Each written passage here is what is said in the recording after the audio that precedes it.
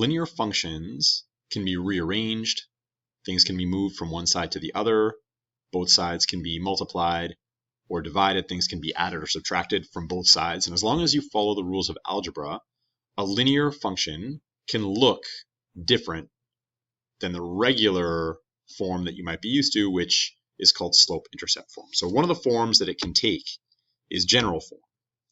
And I'll show you some examples of things that are in general form and some things that are not. So feel free to pause the video at any time, see if you can figure out what makes general form general form. So this is an example that is not general form, that's one that is. This one's in general form, this one isn't. This one's in general form, this one is not. This one's in general form, this one is not.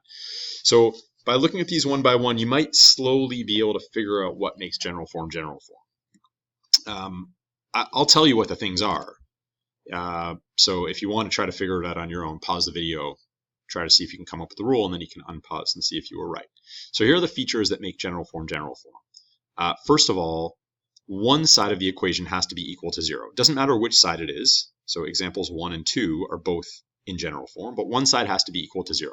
What that means is that all of the other terms, the x term, the y term, the constant term, they all have to be on the same side of the equation. Next, you cannot have any fractional coefficients. So this has a 0, but these are all fractions. That's not allowed. So you can't have fractions. And the coefficient for x, this one, just the number that multiplies x, has to be a positive number. So this one is no good because that has negative x.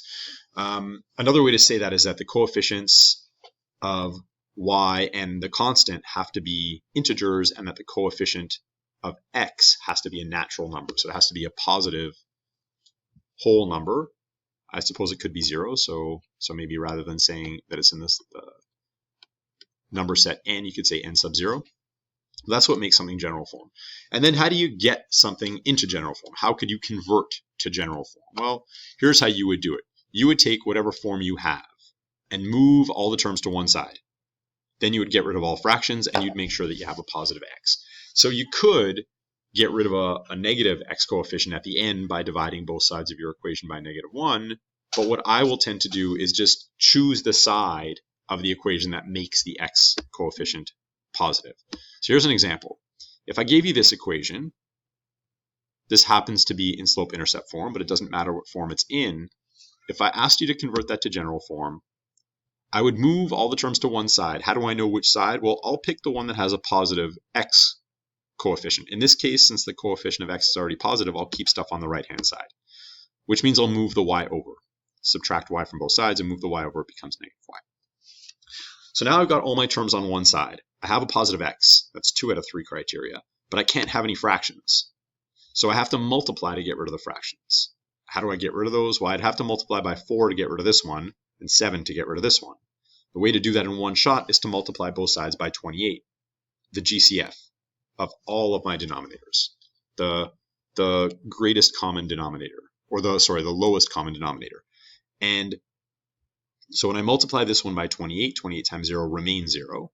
When I multiply this by 28, it's as if these cancel out and give me a 7 left over, or 28 times 3 divided by 4, 28 times negative y, and also 28 times -1/7. This is what I end up with.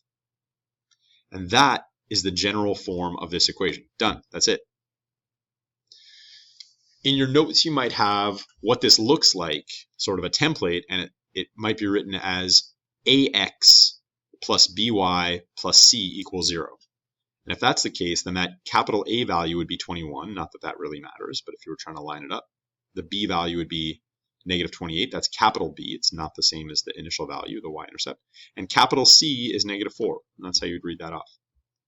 So I'll show you one other example that's maybe a little bit more complicated.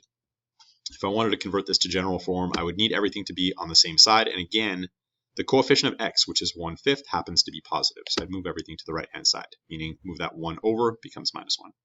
Again, I have fractions. So one thing before I get rid of all these fractions is to rewrite this. And something divided by 7/2, dividing by a fraction, is the same as multiplying by its reciprocal. That's the same as this. Instead of y divided by 7/2, I can say that's equivalent to y times 2/7. And I can write it this way. And then it's clearer that my lowest common denominator is 35. I'd multiply both sides by 35. And then this is what I would end up with. When I multiply both sides by 35, I end up with this. I have a positive x, everything's on one side, I have an equal 0, no fractions. Done. That's my general form.